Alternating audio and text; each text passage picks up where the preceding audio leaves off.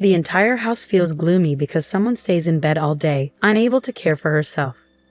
It's frustrating to watch her sleep away the hours, and I can't help but wonder how long this will continue. My mother-in-law and sister-in-law often criticize me, saying, "Drew, it doesn't matter if Tom is married or not. Your presence doesn't change anything since you don't contribute." My father-in-law echoes their sentiments, saying, "I'm Jane Brown, 32 years old, and I've been married for 5 years. My father passed away due to illness when I was in high school, and my mother followed not long after I got married.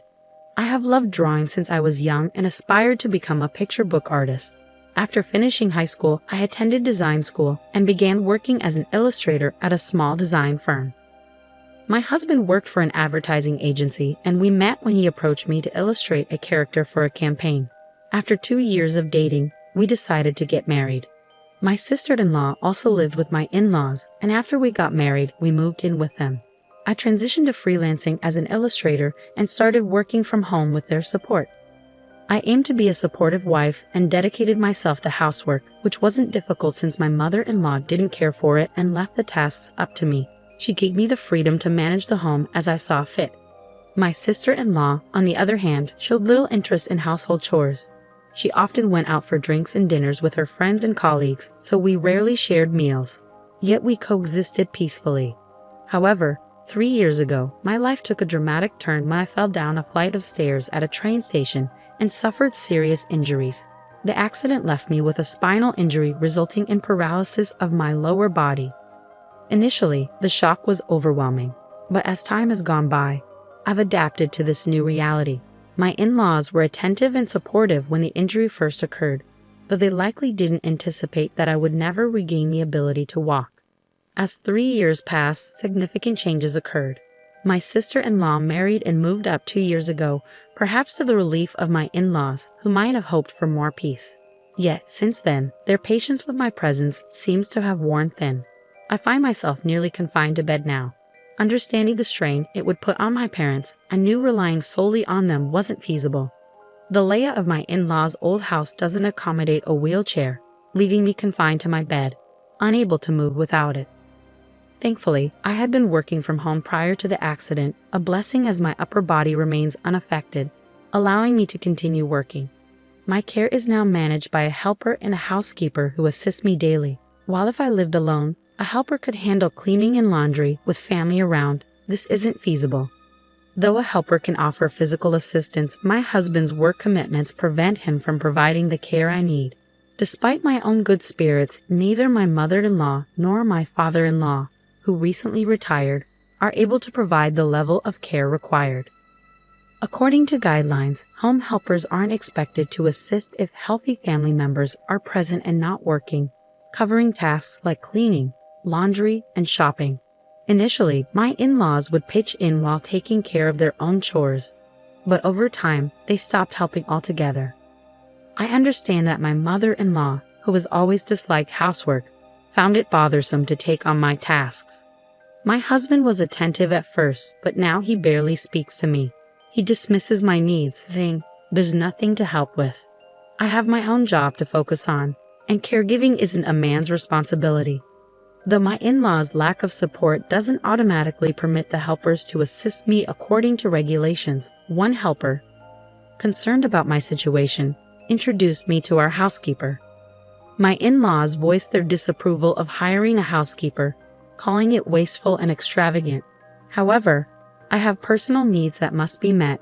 If they don't handle my laundry, I won't have clean clothes to wear.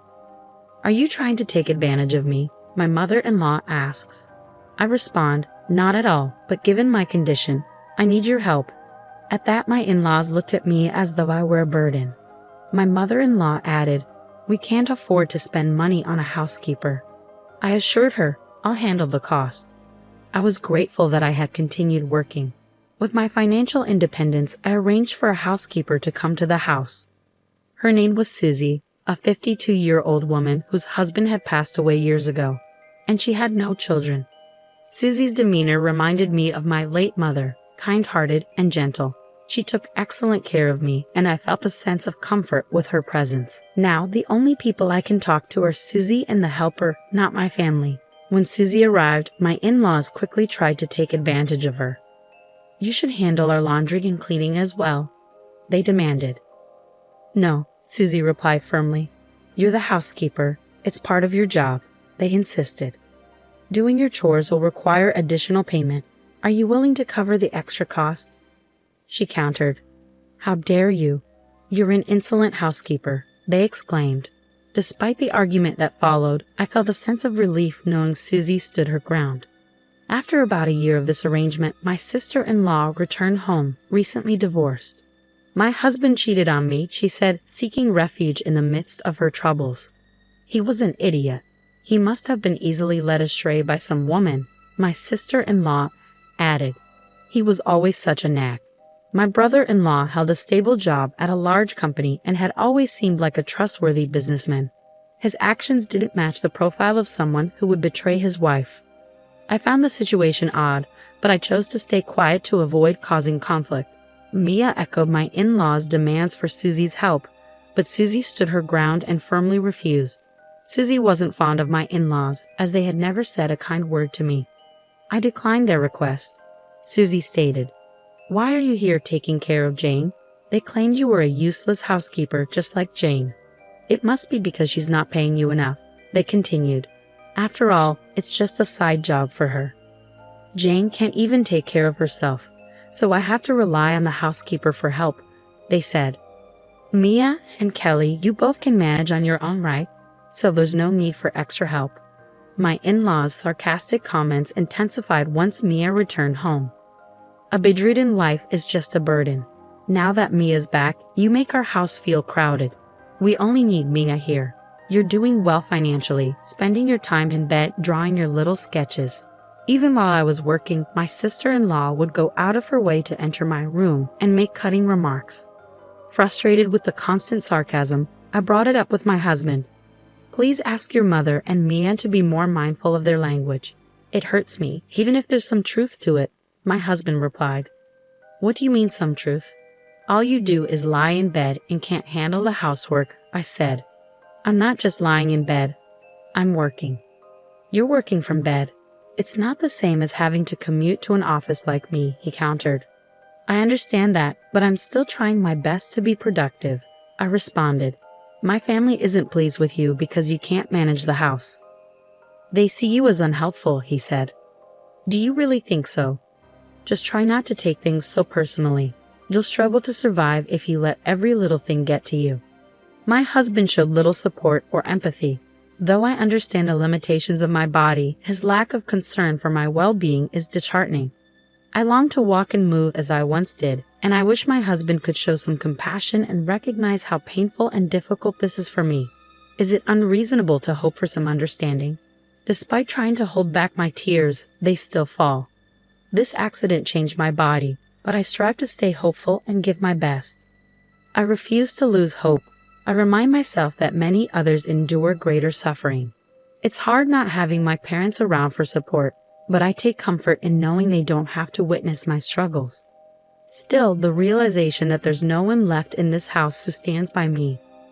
I feel increasingly despondent. I have no home to return to, and I wondered if there was a way I could leave this house with my husband. While I was mulling over my options, he blindsided me with his next words. For a fleeting moment, I thought he might be thinking about me, but his follow-up plunged me into despair. I agree with what they said, he remarked. What are you talking about? I asked, confused. Ultimately, they'd be better off if I had a younger, healthier wife. What? I couldn't believe what I was hearing. I want to have an heir, but with you, I just can't see it happening. It's impossible.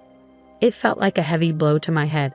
The fact that my husband would speak to me like this made me realize I couldn't rely on him anymore. Though he continued to talk, I couldn't process anything beyond his desire to divorce me because he deemed me useless like a piece of trash.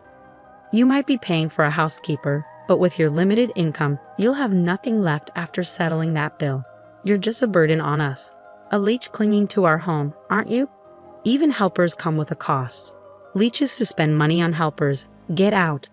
After enduring such hurtful words from both my husband and in-laws, I felt there was no reason to remain here any longer. I thought to myself, I have no home to return to. I must find a new place to live. All right, I'll move out. I enlisted Susie's help in finding a new place to live.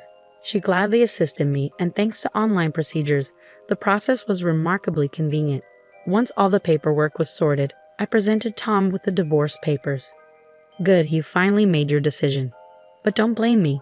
Blame yourself for having such a body, he remarked callously. Very well. Are you certain you're okay with me leaving? I asked. Of course it's fine. I'll find someone more suitable for me. Everyone says I'll find a better wife. Will you be able to support yourself? He inquired. Don't worry about me, I assured him. We still have retirement funds, and Mia received ample compensation for that affair. Money won't be an issue for a while. So I won't have to rely on you anymore, he stated coldly. Sure, then do as you please, Tom replied indifferently. I couldn't help but feel that Tom was oblivious to reality. Without another word, I moved out, and despite the challenges, there were some silver linings. Living alone meant my helper could assist me with daily tasks like cleaning, laundry, and shopping, for which I was truly grateful. Additionally, I continued to rely on Susie's support as before. Interestingly, Susie was once a dedicated businesswoman at a major company before she married. Despite her digital savvy and competitive spirit, she grew weary of the corporate world and left it behind when she got married 20 years ago. She chuckled as she recounted her past. But I couldn't help but wonder if her resilience came from her experiences. Now she's more than just my housekeeper. She's managing my affairs and does so happily, seeing it as a way to lend a helping hand. Moreover, the new apartment I moved into is fully accessible for wheelchairs, allowing me greater independence. The spacious kitchen even enables me to cook for myself. Just as I was starting to settle into my new life, my ex-mother-in-law began calling me frequently.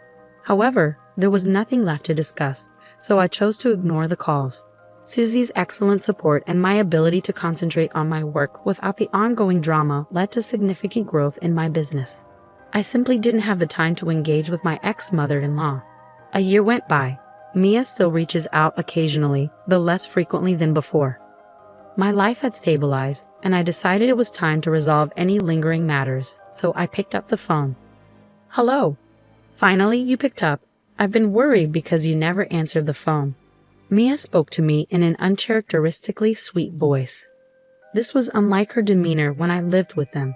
I suspected she might be facing some trouble and had heard about my success. I appreciate your concern, but I'm doing well and thriving on my own. There's no need to worry about me. Oh, that's good to hear. So do you still want to come back and live with us as you did before? Excuse me? You can't possibly want a parasite and piece of garbage like me to return. I've been reflecting on our past decisions. It wasn't right to leave you, someone with a physical disability, on your own. We'll provide the support you need so you won't have to worry anymore. Actually, I'm thriving on my own. My helper manages my daily tasks, including cleaning, laundry, and shopping. Susie now assists me with my work as well. I really have no concerns. I heard you are earning more than Tom now. Is that true? Yes, that's accurate. At the time of our divorce, it seems he overlooked my growing income. I recall him mentioning you earn close to $15,000 monthly. My income initially covered their living expenses after the accident when Tom's company faced challenges and his salary was reduced. My earnings kept rising, so I offered financial support. He started with apologies, and we kept his salary cut from his parents to avoid causing them worry. However, after 3 years, he seemed to forget that I was the primary contributor to our household expenses. I considered setting aside his own income for the divorce, but I didn't bring it up. I also learned that Mia's divorce was not due to her husband cheating. It was actually her fault. He contacted me directly. He also revealed that Mia stole money from him. Mia claimed she received it as alimony, but he intends to retrieve the exact amount she took and charge her for compensation. I chose to proceed with my divorce before my in-laws could discover the truth. When I confronted Kelly about it, she was visibly shocked. Tom developed feelings for a hostess at a bar and ended up accumulating some debt. Oh, so that's why he wanted the divorce. He hoped to siphon off your income. He can forget about that. Besides, their connection was purely transactional. He was just a customer. I know, were you aware? Yes, I knew everything. Why didn't you tell me? Were you also aware that Tom's company was struggling? Yes. How could you keep this from me when you knew all along? According to Kelly, Mia ran off with her unfaithful boyfriend, but he abandoned her and left her with even more debts. Tom's company declared bankruptcy 6 months ago, and he's been job hunting since then. However, he can't find a position he deems suitable, leaving him unemployed. He's lost all self-esteem and has become a recluse. The children now living with us depleted Dad's retirement savings and we're now burdened with substantial debt. Is that so? So, if you come back, everything will be okay. I don't understand how they can say that everything will be okay after how they pushed me out of their lives. The audacity to think I would return. I wondered how so much could change in a year, much faster than I expected. Tom likely never imagined his company would actually go bankrupt, but his lack of foresight led to this outcome.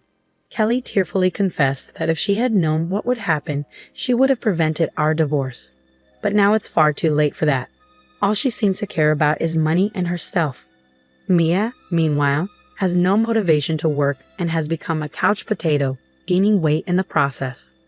Well, Tom sold the house to pay off the kids' debts. The property was old and not valuable, and the cost of clearing the land was deducted from the sale. The location was also undesirable, so they didn't receive much money for it. Now the 4 adults are crammed into a small one-room apartment, struggling to make ends meet.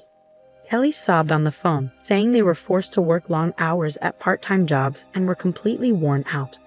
This is all your fault for not answering my calls. If I had reached you before we sold the house. What exactly are you trying to say? If you had known we were selling the house, you would have assisted us, right? After all, you lived there too, so you must have some sentimental attachment to it, correct? Absolutely not. What? I couldn't believe how self-centered she was. I was relieved I didn't answer the phone. Even if I had, I wouldn't have gone along with such a selfish request. So both Tom and Mia are depending on you, along with Mother and Kelly. Please come back. You're the only one we can rely on. Sorry, but I'm not your family. Don't depend on me. Don't say that. We're sorry for everything. I apologize. I can't believe she's saying this. I felt a headache coming on. It was time to give them an ultimatum and bring this to an end. The reason I picked up your call today is because I have something important to tell you. What is it? I'm planning to sue all of you. What? Why should we be held responsible? Tom didn't cheat on you, and he wasn't involved with the hostess bar girl. It's not about infidelity. It's about the mental anguish caused by the verbal abuse I endured from all of you. What? I informed her that I had recorded and documented all the abusive language they had directed at me. When I mentioned the evidence I possessed, she became visibly agitated and abruptly ended the call. Perhaps she realized that continuing the conversation could lead to greater consequences. It was interesting to observe her reaction. When my lawyer issued a formal request for compensation, Kelly carefully tried to negotiate a settlement, citing their current hardships. However, I stood my ground and refused to accept any offer that did not hold them accountable. I was asked to create an illustration, which brought me a step closer to realizing my dream of becoming a picture book author. Despite all the challenges I've faced, I remain committed to approaching life with a positive attitude and not taking myself too seriously.